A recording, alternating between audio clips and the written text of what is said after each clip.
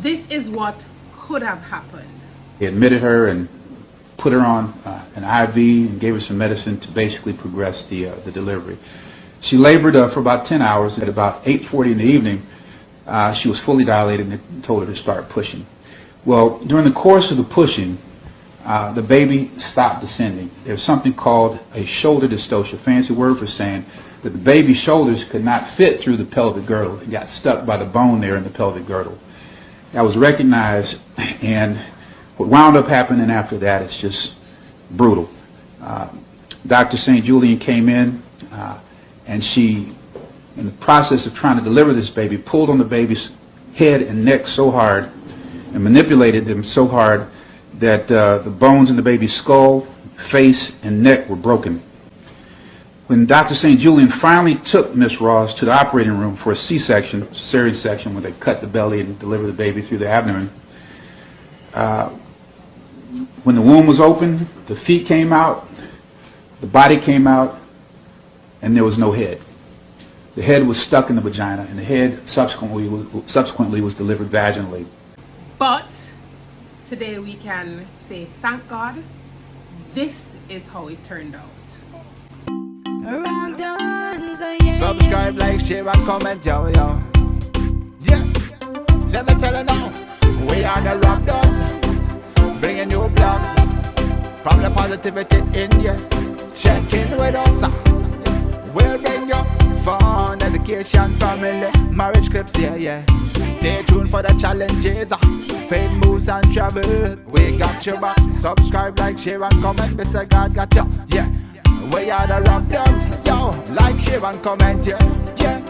We are the Robdons, Mr. Link the link, yo. Robdons, we are the Robdons. Whoa. Hey guys, welcome to another of our sit-down video right here with the Robdons. I am Mr. Robdon. This is Mrs. Robdon. You guys would have realized by now that we have had our bouncing baby boy, baby Robdon, here. He's in the room with us at this particular time. So anytime from now, we might bust a one ball still. But we're so excited to have gotten to this leg of the journey, and my wife keep reminding me that this is the 4th trimester. So we're excited to be here, and we have been loving it so far. But I did promise you that I will be talking to you about the whole labor process, you know, the part you never see in the actual video. All right, and so today I come to talk up the things then. All right, but first of all, I just want to start out by giving my wife a chance so she can clear the air and tell us how she felt it went from, you know, during the whole, you know, closing days, 9 months coming down, 39 weeks of puppying, and you know, and you know, still, you know, has gotten to that final leg of the journey. What was it like for you? That's how I felt. Over it. Overwhelmed, tired, frustrated. I bawled. Guys, every other minute, I was... baby now come. I can't believe. But for me, that was strange because... I'm not going into labor. Naturally. Because for Danik, I had him at 37 weeks. We for have Denise. 2 other children, as you know. I had... Denise. So Danik is our boy. Yeah, go ahead. Denise was at 38 weeks. So I'm like, what's happening with this baby? My midwife was like, you know, this baby is a boy, so he's going to come 37 weeks. 37 weeks, nothing happened. I did absolutely everything. We got thyme tea. Onion tea. No, we never drink onion tea. Wicked. Ginger tea. We got, what's the thing? Dates. Pineapple, spicy food. I have a ball that I had to use because of some pains I was feeling. So we had that ball to bounce into labor. Nothing happened. We walked. Labor exercises. The step thingy. What married people do. We Yeah. tried so many things. Like, there was nothing else to try that we didn't try. And then after all that didn't work, at 37 weeks, I went into my midwife and I got a sweep. Like, who get a sweep and it don't work after doing all them stuff there. So I got a membrane sweep. I mean, the way how she did it, I was so certain I would have gone into labor. Nothing happened. Now, the same day, I got a call. The same day I got the membrane sweep, but the same day I got a call that there's going to be an induction for the next week. I don't want to do no induction, Nick. I don't want to do no induction because I know induction has the risk of putting the baby's heartbeat, you know, going up, going too low, and you're going to emergency. And a C-section was beyond me. Like, I know recovery for that would have been so much harder. So I just never wanted it. And so it's a good time to say to persons who are expecting or people who know people who are pregnant during this time. I think I could understand and identify much with Daniel's anxiety, though I've never been pregnant in terms of biologically. Carrying the child yourself. But we have been through the process, and I knew that I was her only person. We're living in the UK with no family, not a lot of friends around, and so, you know, I knew I had to take on the weight of the children, you know, to give her ease sometimes so that she could contain, but I also needed to provide that moral support and, you know, just being there. And sometimes the truth is, people really stress me now have the answer to tell her, because she keep on and tell me one minute, no.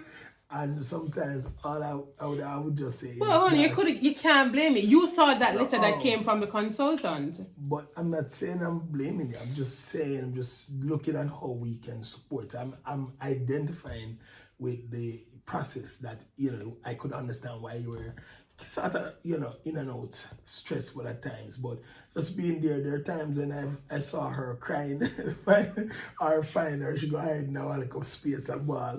You know, and I would try to come and just give her a word of encouragement that it's going to work in God's time, but it's not working, and I didn't want to dismiss her feelings. So there's a difference between dismissing someone's emotion, someone's feelings. So I was dismissing it. I wanted her to know that her feelings, you know, was valuable.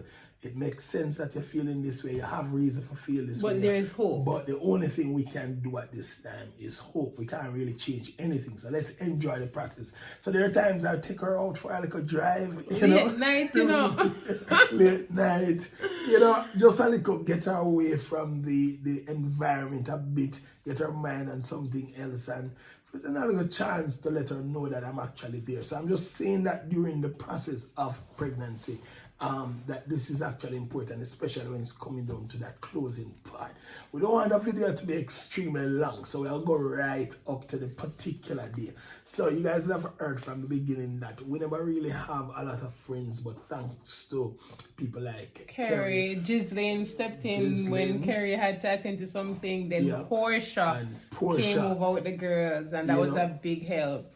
And they took on our children, you know, cancelling appointments and different things, and just was there for us. And they never rushed us, you know, they were just there for us. So that it's very good that during the stage of pregnancy that you have a supportive community. You know, so persons who are going through this moment of pregnancy, try and provide that sense of support for them that they can, you know, that they can navigate the process and actually not just endure it, but actually enjoy the process. So this is where I get now into actually at the hospital. I remember that day, you know, I brought my wife in, we sat down, the midwife came and explained the different types process of induction. We'll listen to them, and this is something I want to encourage persons to listen to the details during pregnancy and write down, record, ask the right questions about them, and help, and as men also help your spouse to make that choice, because going through the pain and the discomfort and the baby will not happen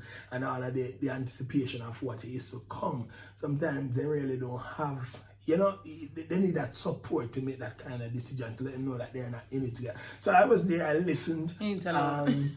we analyze, we assess, and I said, only it's still your choice. But you know, because again, you don't want to overimpose. You want to, her body, she's gonna be going through it.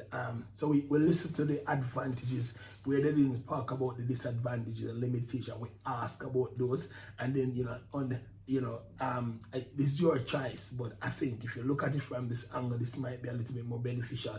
So there was one option to insert something, and then there would be pain. Yeah, so it's like a pill thing, and then I would feel pain for the next 12 hours and then until I give birth, which was what I got with the kids.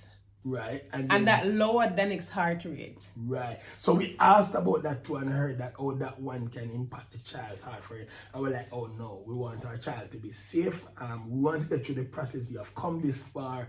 But Daniel was very adamant that, you know, I've gone through this far. I want a live child, you know. I want my child to come out. I want to meet my child. So we listened to. There's another option where, you know, they would have... I don't remember the name. I'm going to put it over the screen. But it's like a... They put 5 inserts inside. It's like tubes. Yeah.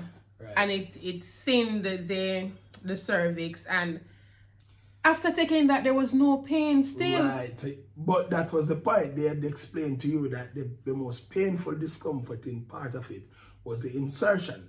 But then that was terrible. Like, guys, that was... I don't know if y'all watched the labor and delivery video. When that was done, my face said it all. That was terrible because my cervix, it's to the back, right? Posterior, them call it, right? Mm-hmm. And so it was so hard getting there. They had to get the doctor to get up in there. Like, it was so terrible, embarrassing. But it happened. Yeah. They retrieved all 5 in the morning. I remember saying to my wife, you know, I'd prefer have the embarrassment now and forget than the pain. Yeah, and I'm not going to see the people again.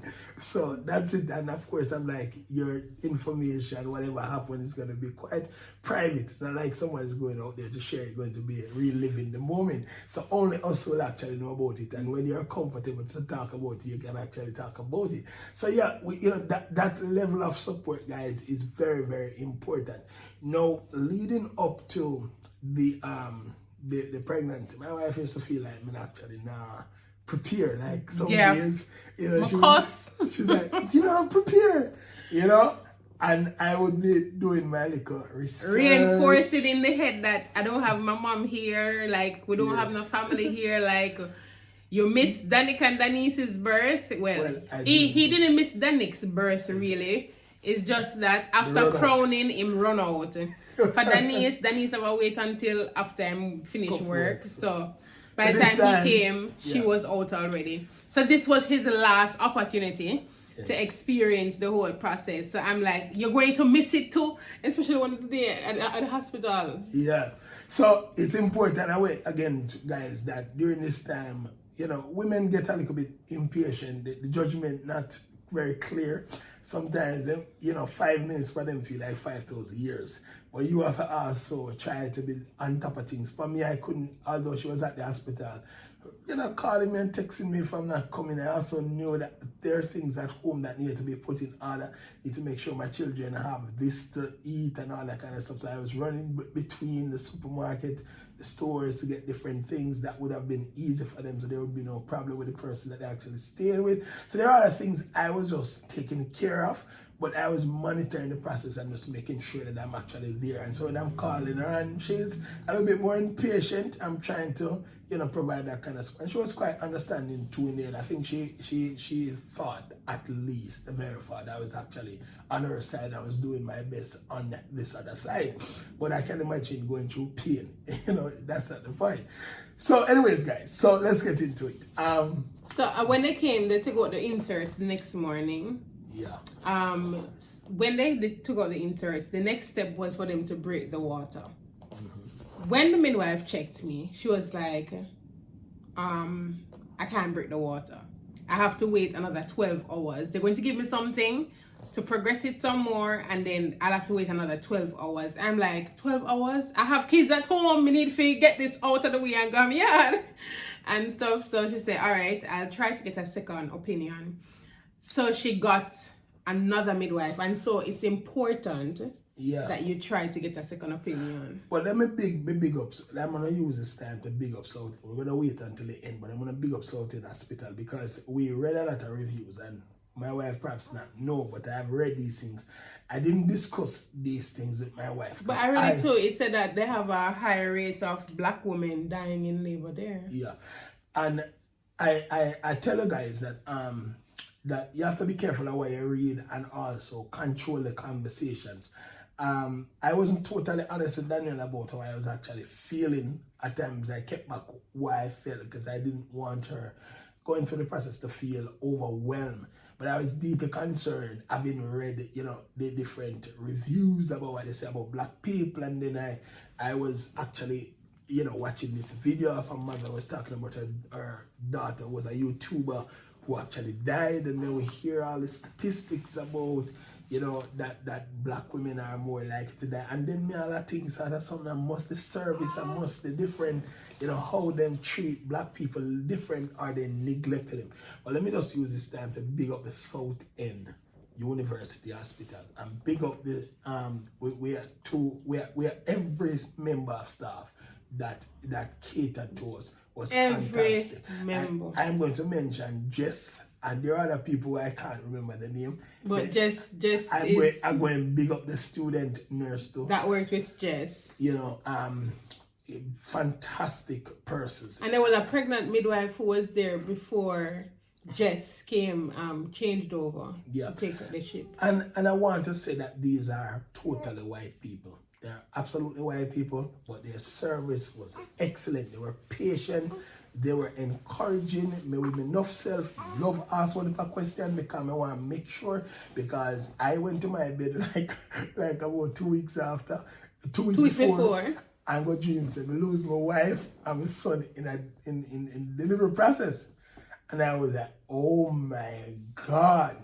I was so stressed. I didn't know who to talk to. I have people I can talk to, let me not say that, but I just didn't want to voice it. I couldn't live it. I was like, some days I was walking around the house and looking if Daniel heard me. I was like, God, you look at my two children. You know that we can't do it. we don't Daniel. And the other part is, God, we're not leaving the hospital without a live child coming home. So, you know, I was going through that little bit. So also, I'm just saying that everybody know that pregnancy is a risky process, but men, everybody involved need to learn to encourage yourself, motivate, be on top of the conversation.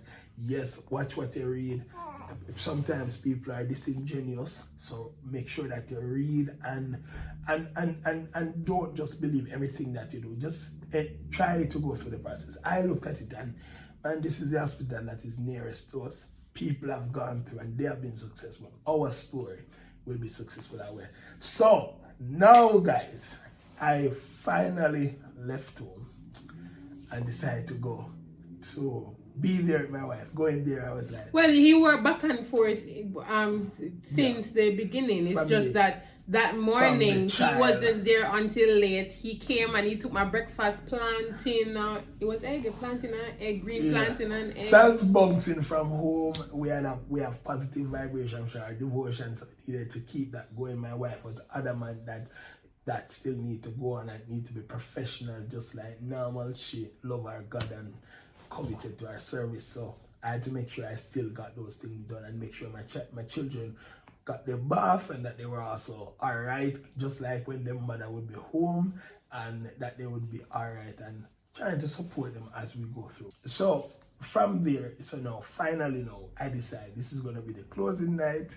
You know, Portia came, took over the children and over the kids, show her all about the house, what she needs to get done, and what she's fantastic. She was at home because she do all kind of things. And she assured me that I didn't have to worry about trying to get back. Things would be all right, and she would keep things in order.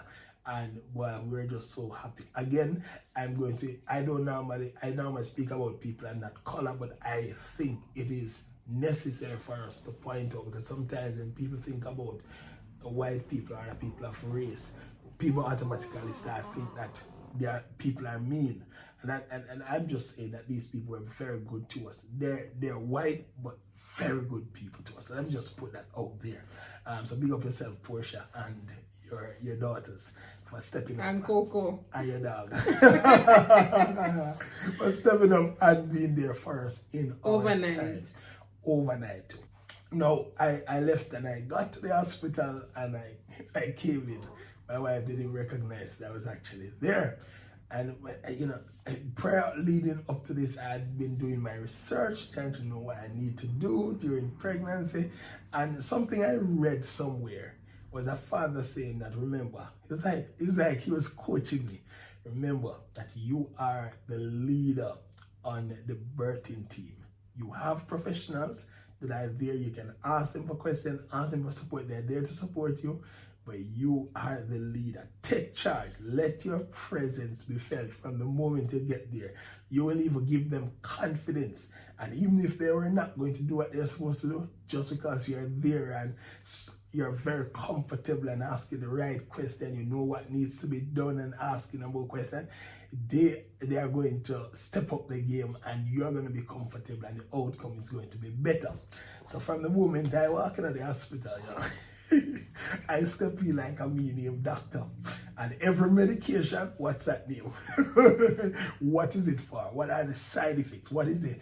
How do I know it's actually working? And I was writing down and they saw me and I was also, making sure I know, and I was actually jumping on Google and researching, and everything I came up with that was a limitation. I was asking them, oh yeah, but that's just a low percentage and that's with all different medications. They were just so patient in responding to those questions, you know what I mean? Wife was there, they gave her the thing for Just an ear. yeah, whatever it is. And my wife supposed to, I breathe the thing. You see me, I say, she start drink the gas. So about 3 times, during the process, she completely gone, like no response. You know what I mean? And we had to, let me get a chance to get a slap. Stay with me, girl. Stay with me. Think you're gonna leave me here? So, I was just there, and she revived, came back around again, and then go through the process. Then this time I started to try to help her now with the breathing. So it's not it needs to be on a rhythm. So let's do it, Daniel. And I was just there that we're gonna go do it. We're gonna do it together. All right, hold it, release. So I was doing that with her, and then it seems like she was getting better results from that, because I noticed that she wasn't doing a lot. Because you could tell when the pain was coming out, she grabbed for it and just started. So after doing that, now she was more composed, like getting to rhythm, composed. You could still see a sense of discomfort, but she was more in charge of what was going on. And I realized suddenly that my presence was great. And then I started trying to walk her through some affirmations, which she don't even remember. Yeah. I am your husband. I will always be there for you. You're lying, really? Good, Ghana? Yeah. I thought it was the affirmations on the wall you're talking about. We have got this. We will get through this together. We're gonna have the midwife even said she loved the playlist. I'm like, what playlist? Oh yeah. I had created this whole music playlist compilation that I planned to play all of those hopeful messages, and so I was just playing them from different one to different one. One of them was "You are my strength," and so in the midst, I was actually getting into it and sticking through.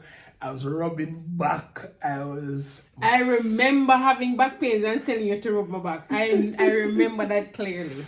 And I was massaging. I'm getting an expert. We learn the thing even better. We become a pro. So I was massaging, I was affirming, I was encouraging. At one point, my wife was like, okay. Okay, she was doing this for so long, so till at one point I decided, all right, I'm going to capture a piece of it. So I started asking her a couple of questions. What's your name? Stuff like that. So, then one time now, she was completely out of it, you know. And so we're trying to ask her some questions to maintain her consciousness in the process. And so I was asking her a couple of questions, because the nurse asked Who is her, my baby father? yeah, nurse asked her some question where, you know, average question, where your name and all this something. So me step it up a bit. Who is the baby father? Who is the husband? And girl get them right. Me I tell her, I say, boy, if she ever call her next man. If she did call one next man name, well, me don't know him, I walk out. But, you know, thankfully she got everything right. It was well. So we got into it. We got down to, finally we hear the good news. You know, Daniel was screaming. They were like, Daniel, you need to stop pushing until you reach a point where you can't push no more. All right, you know, say the full birthing, the thing that I like my body is naturally going into. Absolutely. So finally, she get Molly when she get to that place, I look a faint response come out. I can't hold it back no more.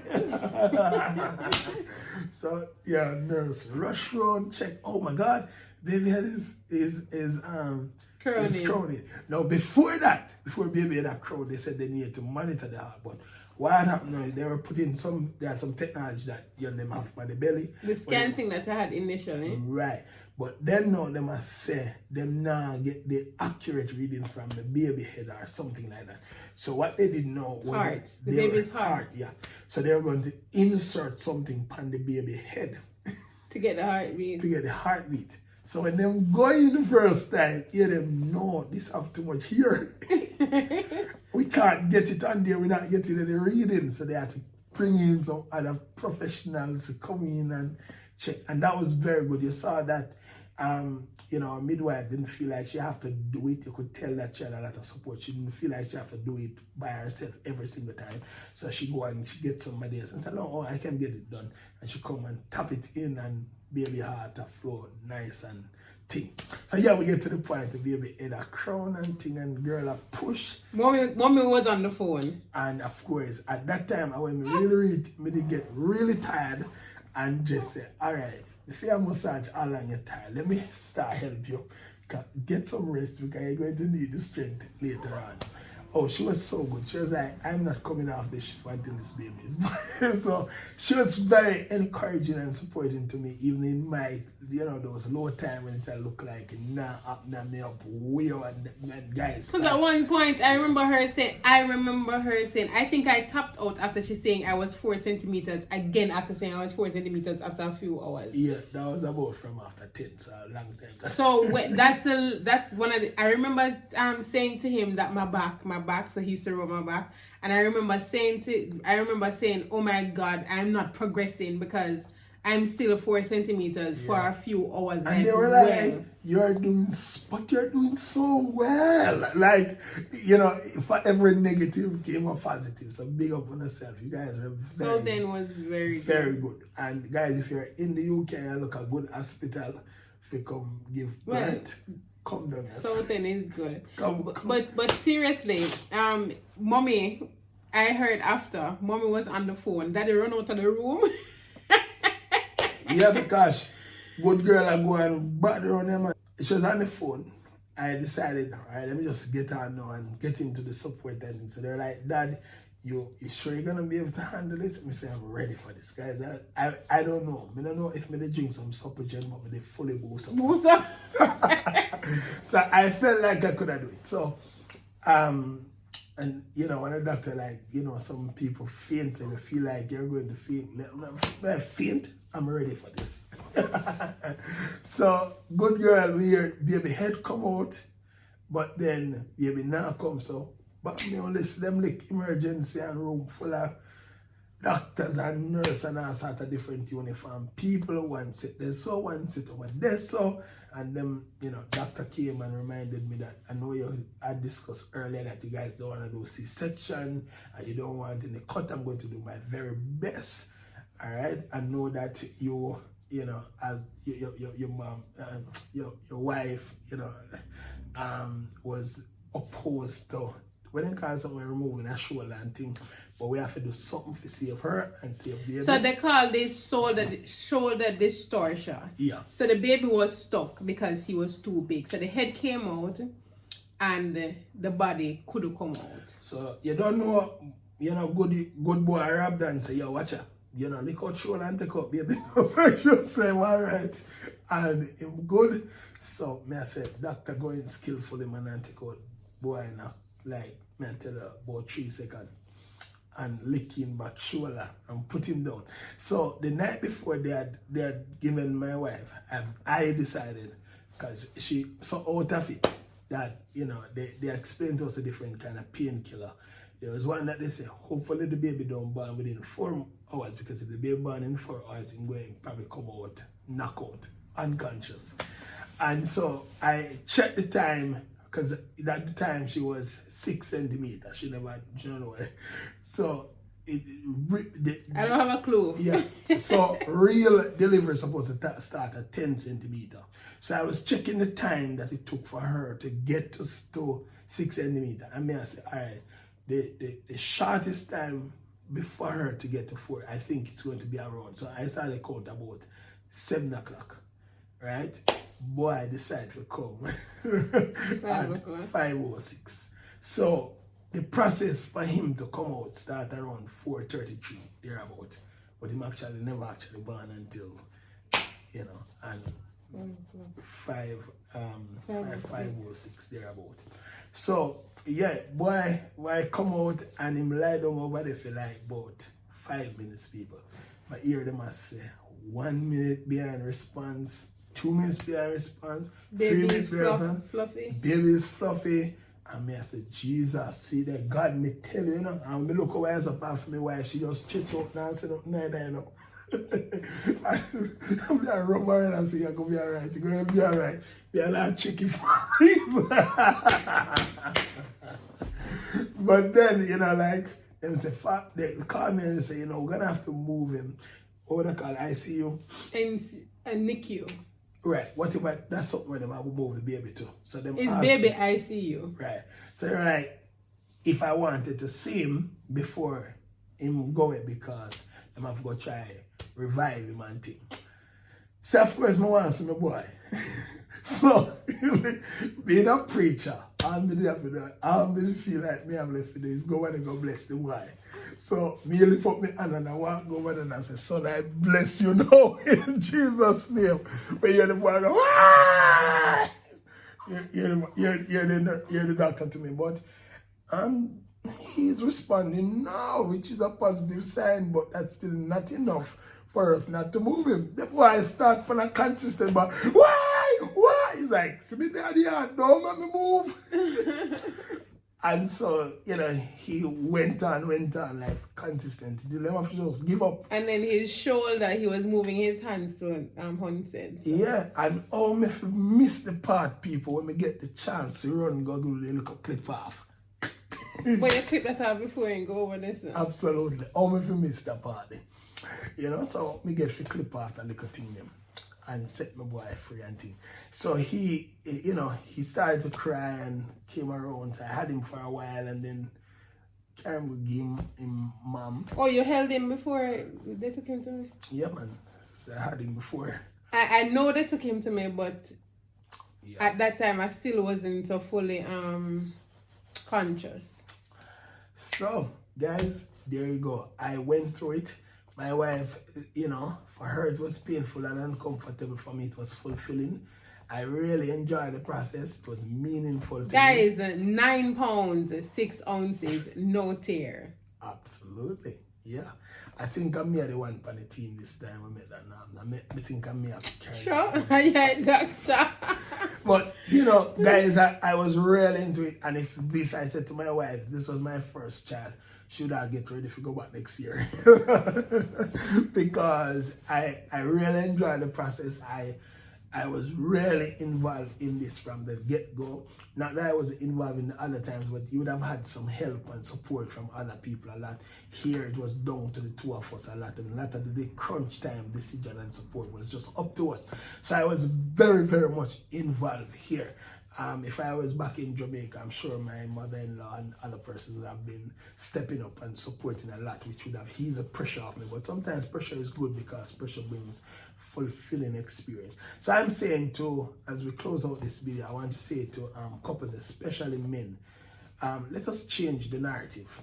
Let us prepare for the labor process. For all 9 months and the months beyond, I have been trying to support my wife as much as I can.